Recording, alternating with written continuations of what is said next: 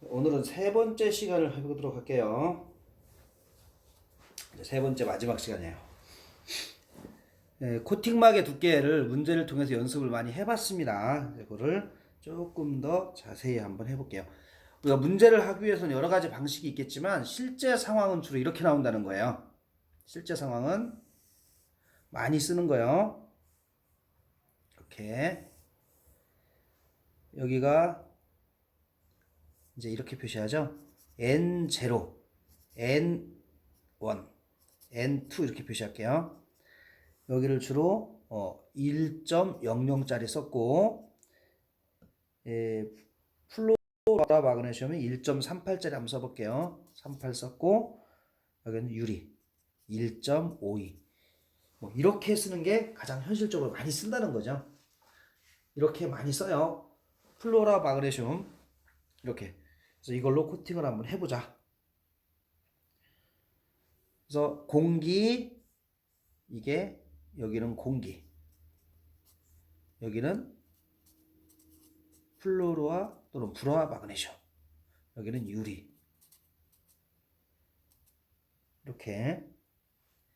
이렇게 층이 있어요.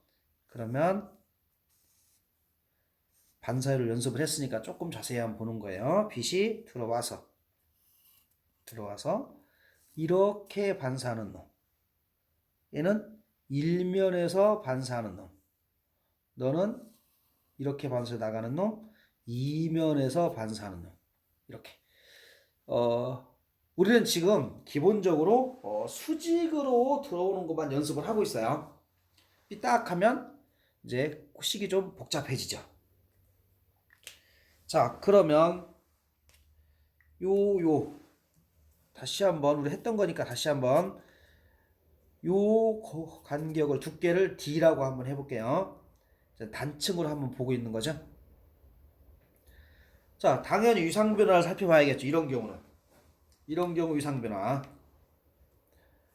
자, 투과는 그대로 가다가 공기, 플로라마그네슘 여기서 얇은 줄 굵은 줄의 반사처럼 너는 뒤집어졌고, 여기 더 굵어 반사하는 거 또 뒤집어져서 얘네들은 어떤 빛이야? 이제 둘은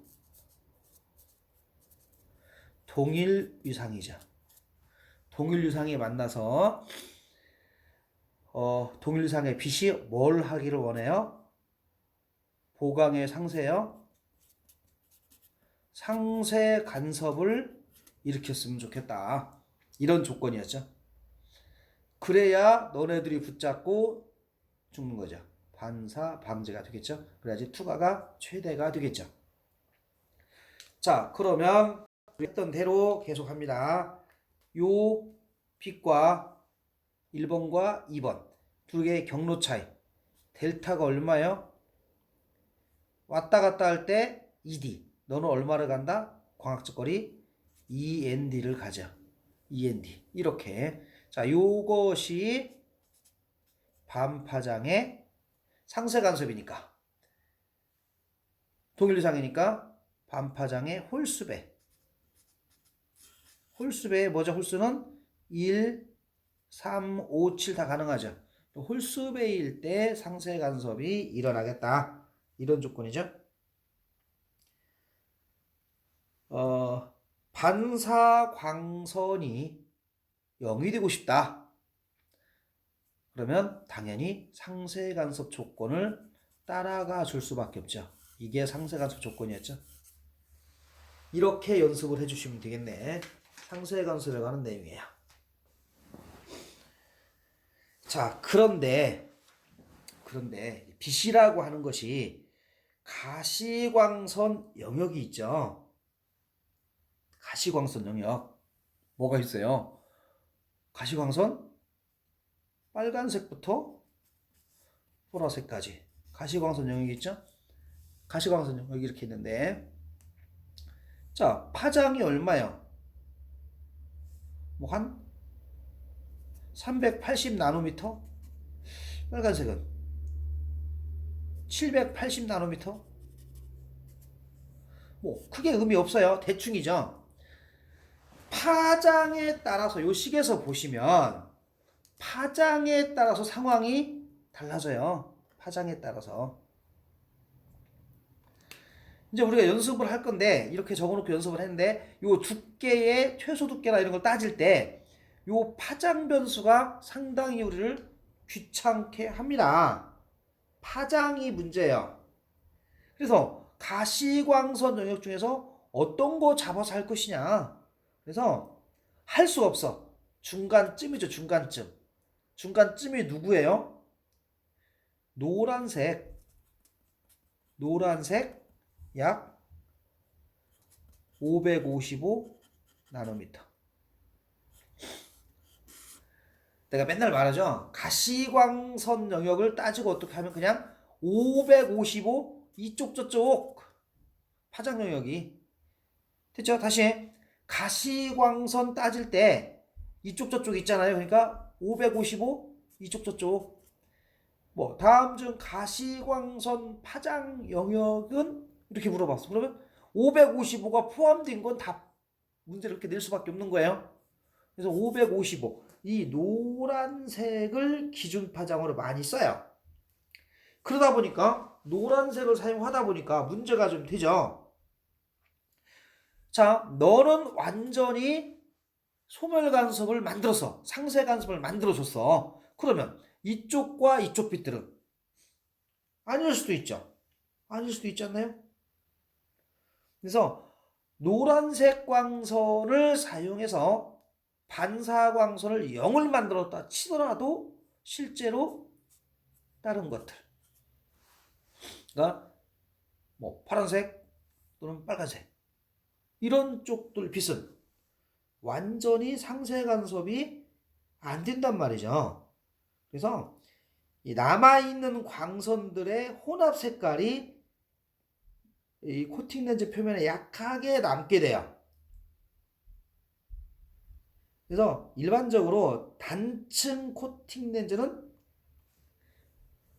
일반적으로요. 단층인 경우는 단층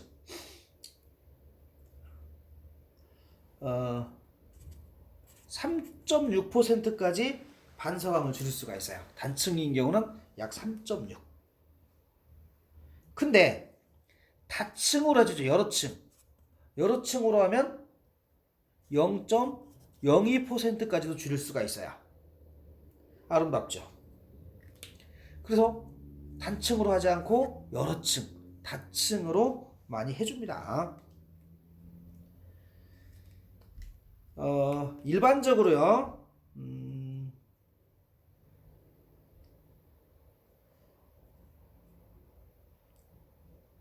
공기의 굴절률을 1.003으로 잡았을 때 코팅할 물질의 굴절률이 1.234. 뭐 이 정도가 나오는 게 가장 좋다고 계산이 됩니다. 그래서 단층 코팅에서 사용되는 건 주로 MgF2 플로로와 마그네슘을 많이 써요.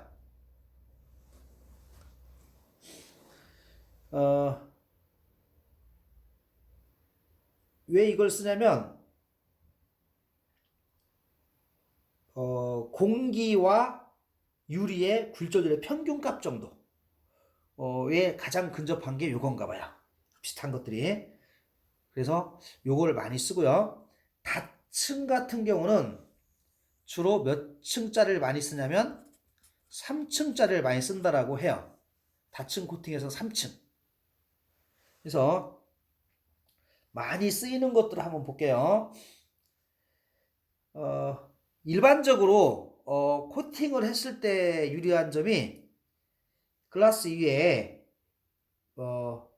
잘 부착이 되면서 또 유리를 보호해 줄 수 있는 거죠.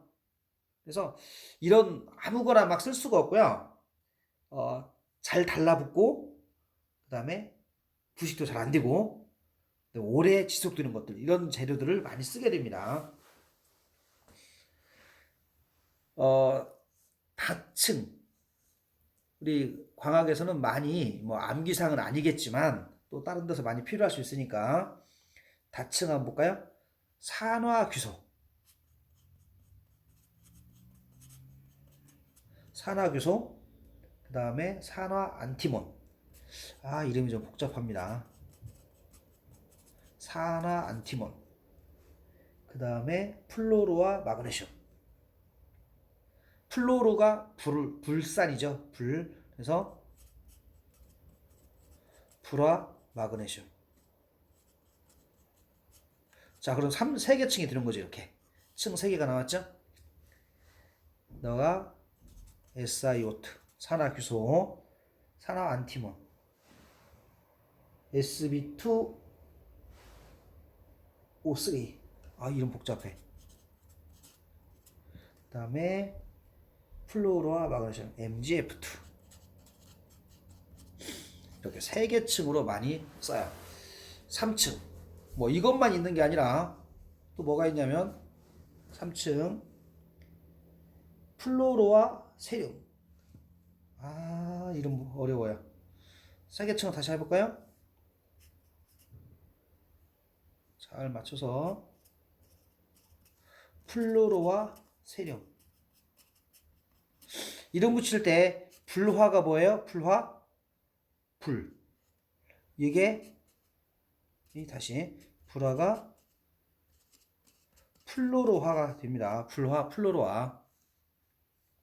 자, 불화 세륨 CF.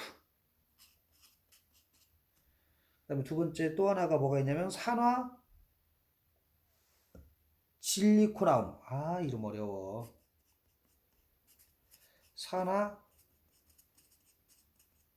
실리코나움.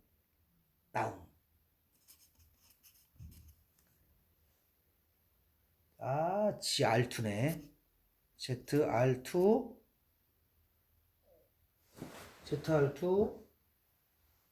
O3.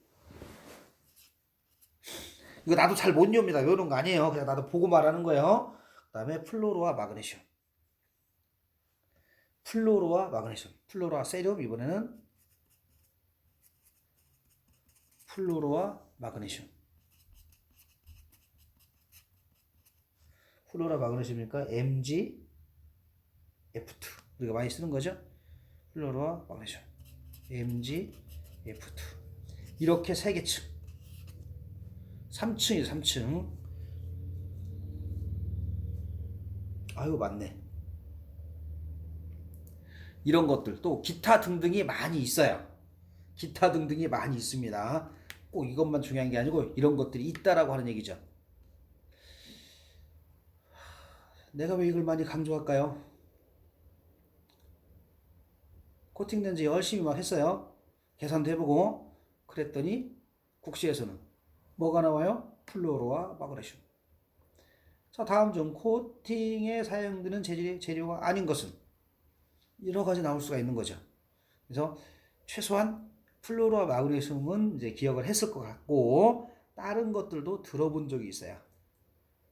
뭐 MgF2, CF 뭐 이런 것들, 산화교소, 산화안티몬, 뭐 산화 실리코나, GR2네, GR2O3, GR2O3 이런 것 정도를 기억을 해 주셔야 되겠습니다.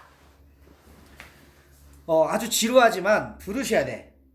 들으면 기억이 납니다. 그래서 아주 난해한 코팅에 관한 얘기를 내가 계속 연습을 하고 있어요. 코팅 문제를 계속 한번 보고 있어요. 자, 그럼 이번에는 문제 형태를 또 바꿔서 한번 보도록 할게요. 간섭을 배우는 진짜 이유는 이 코팅 때문이라고 봐도 무방해요. 문제를 하나 연습을 해볼게요. 굴절유리 문제 연습입니다.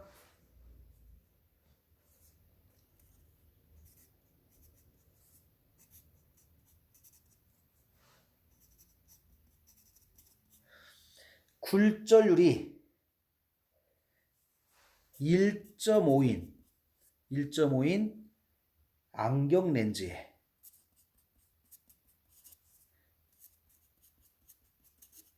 굴절률이 1.5인 안경 렌즈에 초점이 잘 맞죠?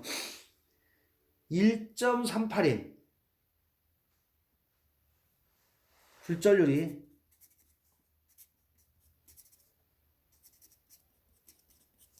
1.38인 플루로와 마그네슘 플루라 Mg 이제 이렇게 적을게요. F2를